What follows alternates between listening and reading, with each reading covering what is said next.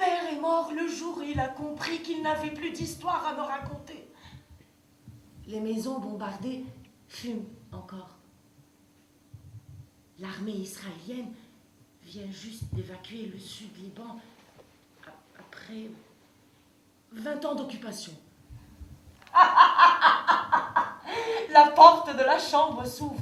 Des femmes en noir surgissent. Elles pleurent, elles gémissent, elles se jettent sur mon père. Elles lui embrassent le visage, elles lui embrassent les mains, elles lui embrassent les pieds avec une avidité. Je lui murmure à l'oreille, « Salopard, tu n'en rates pas une. » C'était un drôle d'oiseau, mon père. Il est né en 1933 dans une ville de Syrie, Salamiyeh, une ville peuplée de poètes, d'écrivains et de communistes. Une ville où les gens ont un temple où ils prient Aristote et Platon à la place de Jésus et de Mohammed. À 20 ans, il s'exile au Liban où il enseigne la littérature et la philosophie. C'était la belle époque, où tous les auteurs, les artistes s'étaient donné rendez-vous à Beyrouth.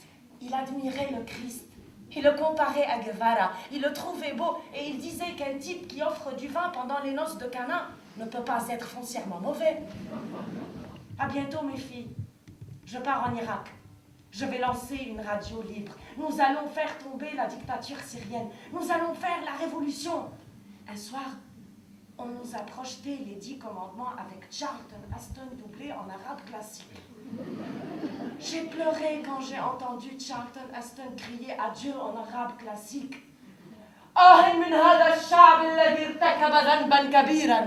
Je me sentais prête à percer le mystère de la foi. J'ai demandé à mon père ce qu'était un croyant. Un croyant, ma fille? C'est un casse-couille qui fait mener une vie d'enfer aux gens sous prétexte qu'il doit aller au paradis. Saddam venait de prendre le pouvoir. Avant d'aller en prison, mon père nous a confié: je ne vais pas vous laisser aux mains de ces fous. Demain, je vous envoie à Beyrouth. Je vous ai trouvé une place chez les bonnes sœurs du Carmel Saint-Joseph. Elles sont de gauche. J'ai rejoint alors les bonnes sœurs de gauche. Ne t'en fais pas, ma fille. Nous la ferons un jour, cette révolution. Tu verras un jour, ma fille, toutes les femmes seront libres de faire l'amour. Nous transformerons toutes leurs mosquées et leurs églises en bordel. Il est entré dans une colère mémorable.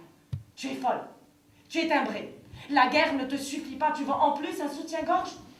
Tu ne sais pas que ce carcan de bête va te couper le souffle, qui va t'étrangler. C'était la guerre. La folie venait de commencer. Nous étions libres. On buvait beaucoup. On fumait nuit et jour. Faute de tomber amoureuse, j'ai fait semblant de m'enticher de Nabil, un cousin fou de grosse moto. On faisait la Java ensemble. J'ai essayé de me débattre. Il a serré ses mains très fort autour de mon cou. Il hurlait. « Ne bouge pas! Je sais que tu n'es pas vierge! Tu n'es pas vierge! » Ma mère ne dormait pas. Elle m'attendait. Je ne pouvais rien lui dire. Il ne fallait pas qu'elle sache. J'ai passé 1 heure sous la douche. Je me suis frottée jusqu'au sang. Comme l'avortement est interdit au Liban, j'ai fait un constat de viol. J'ai fêté mon 15e anniversaire à l'hôpital américain de Beyrouth. C'était d'une futilité, la guerre. Je passais mes nuits à l'ouest, à Hamra, au Backstreet, une boîte de nuit. La coke coulait à flot, je dansais comme une folle. Les gens faisaient l'amour dans les chiottes, ils sniffaient, allongeaient sur le comptoir, sur le parking. Il y avait une Chevrolet vert pistache avec des banquettes en cuir rouge. Elle était destinée aux couples qui n'aimaient pas les chiottes. Les romantiques préféraient les pierres tombales en marbre de Carrare du cimetière grec-orthodoxe. Je parlais à mon père. Une bombe à implosion est tombée à côté. Il y a eu un grand souffle qui a emporté en un clin d'œil les murs et les vitres de l'appartement. Nous nous sommes retrouvés suspendus dans le vide au 9e étage. Notre maison sera détruite 7 fois. Beyrouth Ouest allait recevoir en 72 heures ce qu'aucune autre ville n'avait reçu comme bombe. Le pire durant l'invasion israélienne, ce n'était ni les bombardements, ni le manque de nourriture, ni le manque d'eau. J'ai passé 2 mois sans prendre une douche. J'avais la peau grise. Je ressemblais à un pneu de 504. Un soir, mon père m'a offert une pastèque. Je l'ai pressée pour me laver avec. Non, Le cauchemar durant cette guerre, ça a été l'élimination à la Coupe du Monde en Espagne du Brésil par l'Italie 2-3. C'est en habitant sur la ligne de feu que j'ai commencé à fréquenter les miliciens. Chaque soir, je descendais les voir. Il n'y avait pas de préliminaire, pas de prétexte, pas de désir, pas de parole. C'était comme ça, du brut. On tirait un coup pour tirer une taffe. On tirait un coup pour tirer un coup. On tirait un coup parce que c'était la calmie. On tirait un coup pour oublier les balles qui nous passaient par-dessus la tête. On tirait un coup en attendant que les pattes soient prêtes. J'en ai vu. Des tordus, des ventrus, des qui en avaient un torticolis, des moussus, des étiques, des rachitiques, des longilines, des sous-cellophanes, des camemberts, des carambars, des haribots, des scooby-doo, des zigomards, des fondants sans chocolat, des soufflés au fromage, des marteaux-piqueurs, des ratons laveurs, des arlésiennes et des rappeurs. J'étais folle de vivre avec un photographe de guerre en pleine guerre. Il vivait la guerre dans sa violence extrême. Il était tout le temps au bord du gouffre et c'était son gagne-pain en même temps. Il transportait la guerre en lui, dans son corps et dans son âme. J'étais coincée entre le lit et le mur. J'étais nue. Je me vidais de mon sang. Je riais. J'étais heureuse. Je ne pensais à rien. Je voulais juste entendre les dernières détonations dans la nuit de Beyrouth. Je venais juste d'avoir 17 ans. Ce qui est beau dans la roulette russe, c'est le regard de l'autre sur toi. Sa surprise quand tu appuies sur la gâchette et que le percuteur tombe sur le vide. C'est inoubliable. On devait à chaque fois tourner le barillet et tirer. Ils l'ont enfermé dans une cellule en verre. Personne n'osait le toucher. Il était trop connu. Ils ne le torturaient pas, non. Mais ils avaient mis des haut-parleurs qui lui diffusaient jour et nuit les cris des hommes qu'ils torturaient dans les cellules voisines. Et maintenant, qu'est-ce que je vais faire?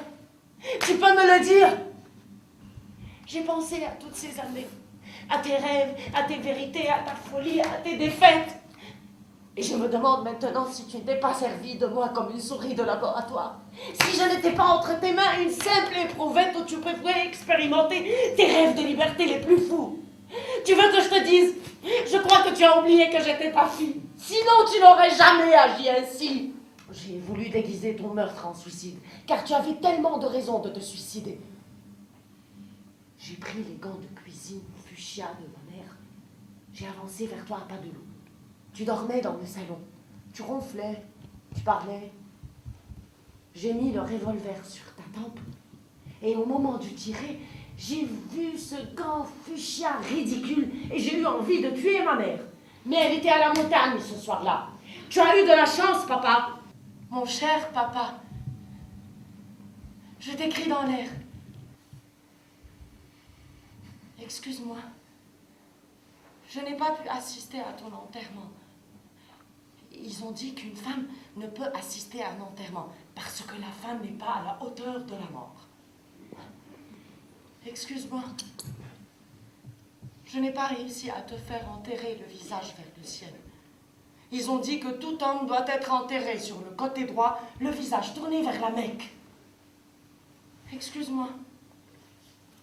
Je n'ai pas réussi à t'enterrer comme tu le voulais à Salémie, ton village natal. Au lendemain de ton enterrement, je suis allée au Babylone. J'ai demandé un Bloody Mary, sans alcool. Je voulais danser à mort. Je voulais danser jusqu'au bout.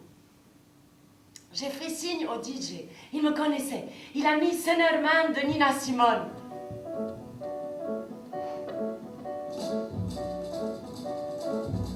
C'était l'hiver à Beyrouth. Il pleuvait.